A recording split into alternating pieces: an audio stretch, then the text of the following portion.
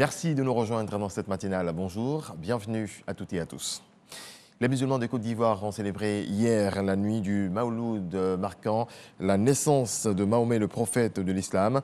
La nuit dernière, les mosquées du pays ont été prises d'assaut par les fidèles musulmans. Prières et hymnes étaient au menu.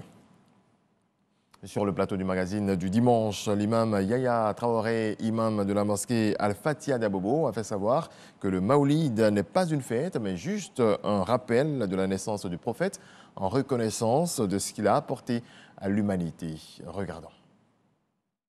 Le Maoulid, pour le fidèle musulman, c'est une commémoration pour la naissance de l'homme le plus important pour le musulman et l'humanité, Mohammed sallallahu alayhi wa sallam.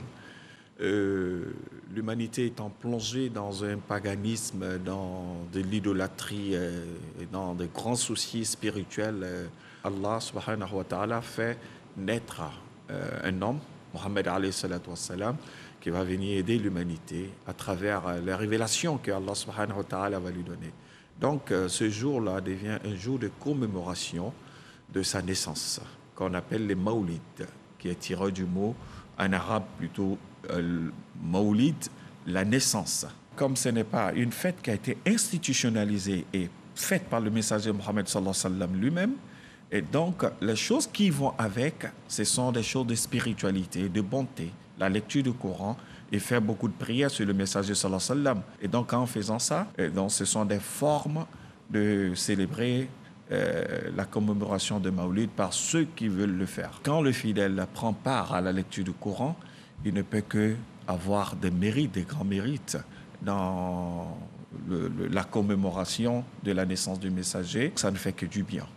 La lecture du Coran, chaque musulman doit prendre part à ça. Dieu dit dans un verset du Coran, vous avez un bel exemple à ce messager. Et donc, quand on suit son comportement, dès sa naissance, il a donné un modèle parfait. Si le musulman s'identifie en s'intégrant cette vie-là de messager sallallahu alayhi wa sallam dans sa vie, je pense qu'il va répondre à quelque chose de parfait et un modèle d'un bon citoyen qui pourra être utile dans le processus de la vie aujourd'hui. Tout autre chose à présent, 14e journée mondiale du lavage de mains. Agboville accueille la cérémonie de lancement. Le ministre de la Santé, de l'Hygiène publique et de la couverture maladie universelle était présent. À ses côtés, les partenaires techniques et financiers pour inviter les populations à la pratique de l'hygiène des mains. Eugène Atoubé. Devant les populations mobilisées dans toutes leurs composantes pour l'accueil du ministre de la Santé, de l'Hygiène publique et de la couverture maladie universelle, Pierre Demba, aussitôt pied à terre, se dirige vers le dispositif de lavage des mains et donne l'exemple. Un geste simple que les populations sont appelées à pratiquer régulièrement et en avoir le réflexe pour réduire le risque d'infections courantes, notamment le choléra, les diarrhées et les maladies respiratoires. On prend du savon avec l'eau, on met dans l'eau, on lave la main bien propre et à 10 minutes, avant de manger. Il faut être propre. Nous avons, avec l'aide des ONG dans nos établissements, des dispositifs de lavage de mains qui sont mis à la disposition des enfants. On gagnerait à renouveler le matériel. L'importance de se laver les mains à l'eau et au savon. Quand doit-on se laver les mains? Comment s'y prendre pour se laver les mains correctement? Les réponses à ces questions ont filtré du sketch proposé par les élèves d'un établissement secondaire d'Agboville. Un sketch à valeur de sensibilisation inspiré du thème national qui est une adaptation du thème mondial au contexte sanitaire. Le message adressé au public est aussi simple que le geste qu'il est appelé à instituer en pratique courante. Le lavage des mains à l'eau et au savon est la meilleure façon de prévenir la propagation des infections. Moyen sûr et simple d'éviter la Covid-19. Partenaires techniques et financiers s'en félicitent et avec le ministère de la Santé, de l'Hygiène publique et de la couverture maladie universelle appellent à l'engagement de tous. Personnel de santé, enseignants, papa, maman, promouvons tous le lavage des mains. Cela aura un bénéfice non seulement contre les infections respiratoires et les diarrhées, contre la Covid également, et toute une autre série de maladies évitables. Prenons tous ensemble l'engagement de nous laver régulièrement les mains à l'eau et au savon en utilisant la technique du lavage des mains en 10 étapes. Notre santé se trouve entre nos mains. Gardons-les toujours propres. Des dispositifs de lavage des mains ont été remis à plusieurs femmes choisies selon des critères bien précis pour assurer dans leurs communautés respectives la promotion du lavage des mains à l'eau et au savon. Selon l'UNICEF, le lavage des mains à l'eau et au savon peut réduire de 25 à 50% le risque de contracter une maladie respiratoire ou intestinale. L'État fait don au système des Nations Unies à Bouaké, des locaux flambant neufs pour regrouper toutes les agences des Nations Unies dans cette partie du pays. La remise symbolique de ces bureaux intégrés est intervenue lors de la Semaine de la population célébrée du 9 au 14 octobre dernier. Le point de Léon Brou. Voici les nouveaux locaux entièrement équipés de l'UNFPA et des agences sœurs du système des Nations Unies. En recevant ce don de l'État, ses partenaires au développement évoquent les progrès déjà réalisés sans véritable synergie d'action, notamment l'amélioration à 50% de la consultation prénatale dans les zones centre et nord, soit dans 13 régions du pays. Comme pour dire combien les bureaux intégrés de Bouaké viennent renforcer leur capacité face aux défis à relever.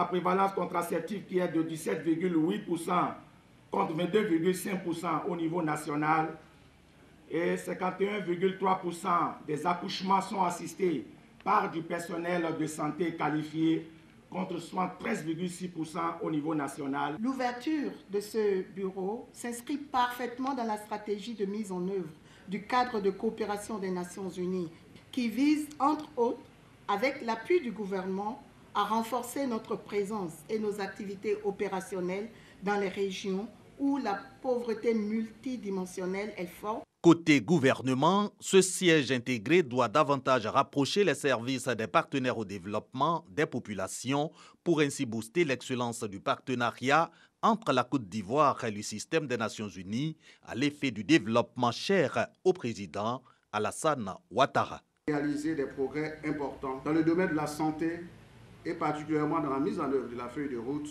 pour la réduction de la mortalité maternelle, néonatale et infantile, un pas important des engagements des ODD. Que ce soit dans le cadre de la réalisation du programme social du gouvernement ou plus largement dans celui de la mise en œuvre des différents plans nationaux de développement. La troisième génération de ce plan touche la lutte contre la pauvreté, le bien-être des femmes et des enfants, la sécurité alimentaire et la nutrition. La semaine de la population aussi pour sensibiliser à la vaccination contre les pandémies comme la Covid-19 et au planning familial. Objectif, bonne santé des populations, facteur de productivité et de croissance du pays. Les émissaires du gouvernement ont ainsi visité plusieurs centres de santé de Bouaké. Nonon Aka Félix You est le nouveau chef du village de Assié-Akwessé, village situé dans le département de Mbato. Il a été intronisé samedi par l'inspecteur général d'État à Wandoli et le ministre de l'Équipement et de l'Entretien routier, Amédée Kouakou. Les deux personnalités ont exhorté les populations à s'unir autour du nouveau chef. Regardons. Voici intronisé le 14e chef du village centenaire d'Assié-Akwessé dans la commune de Mbato. Désigné le 23 mai dernier, Nanayou Aka Félix mesure déjà l'ampleur de la tâche qui l'attend. J'ai décidé, en accord avec les acteurs de la CPI, de placer mon règne sous le signe de la cohésion et du développement. Bravo population d'Assié-Akwessé, sachez que votre confiance placée en moi ne sera pas vaine.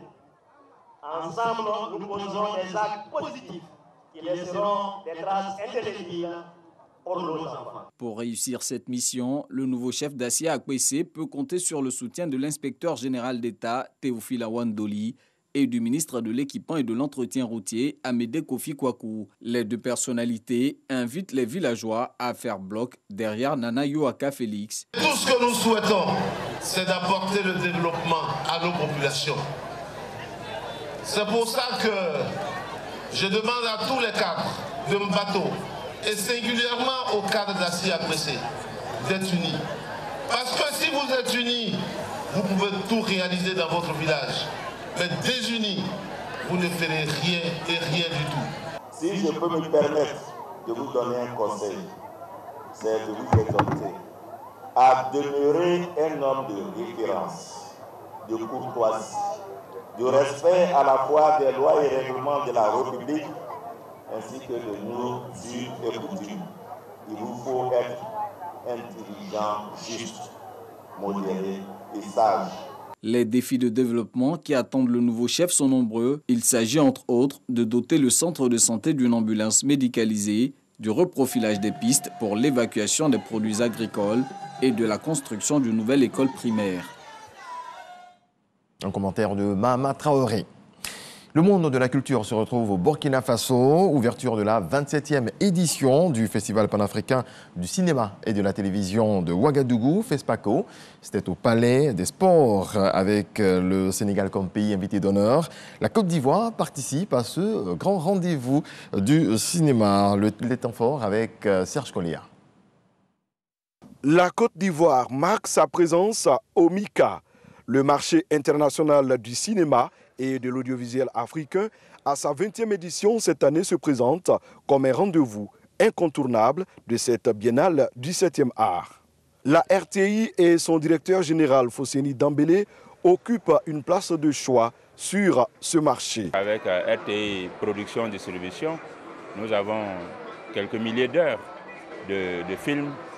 Et donc nous sommes là pour offrir aux télévisions francophones et d'ailleurs, n'est-ce pas, la richesse de notre catalogue. Également, rencontrer les professionnels du secteur pour échanger et nouer des partenariats. Et donc, nous sommes là également pour soutenir, n'est-ce pas, nos réalisateurs qui sont nominés. Et nous croisons les doigts pour avoir des prix. Mais vous savez, les prix, les jurys, c'est toujours bon, mais ce n'est pas uniquement ça. L'essentiel, c'est la qualité de la production, c'est l'accueil du public. Et nous savons qu'avec nos professionnels, nous avons fait du bon travail. Le MICA, c'est le visage professionnel du FESPACO qui offre des rencontres, des partages d'expériences, des espaces B2B. Nous sommes là pour réchauffer les partenariats, pour réchauffer le contact, toucher le monde artistique, les experts du monde artistique, les professionnels, de sorte que nous puissions les inviter à la prochaine édition du Massa. L'une des raisons fondamentales de notre présence ici et que Madame le ministre a souhaité vivement, c'était que nous puissions relancer cette coopération avec le bureau burkinabé du droit d'auteur pour que nos artistes, leurs droits soient pris en compte au niveau du Burkina en matière de cinéma, mais également en matière des autres arts. Dans cette optique de positionnement, la ministre de la Culture et de l'Industrie des Arts et du Spectacle, Arlette Badou-Nguessan, a visité plusieurs stands. Elle y a échangé avec des personnalités, notamment la ministre française. J'envoie ce message de fraternité de la France qui est véritablement dans cette ambition d'écrire un nouveau chapitre de notre relation avec le continent africain, avec le Burkina, avec la Côte d'Ivoire et tous ces pays avec lesquels nous avons tellement d'histoires en commun et un destin commun. Arlette Badou-Nguessan a aussi apporté le soutien du ministère aux cinéastes ivoiriens sélectionnés à cette 27e édition du FESPACO. Nous avons pu leur donner quelques subventions pour leur participation au FESPACO. J'indique qu'il y a 9 films ivoiriens qui sont en compétition pour cette année et nous espérons repartir d'ici avec le maximum de trophées parce que la Côte d'Ivoire est somme toute un pays du cinéma. Le MICA se tient au siège du FESPACO avec un espace dédié aux projections de films. Dans le reste de l'actualité, depuis le mois de juillet, le nombre de cas de coronavirus décline en Inde et ce dimanche, 17 octobre, en a été un symbole, 0 mort à déplorer dans la capitale économique Bombay avec ses 30 millions d'habitants, une première depuis le début de la pandémie. Point final, excellente journée, paix dans vos foyers.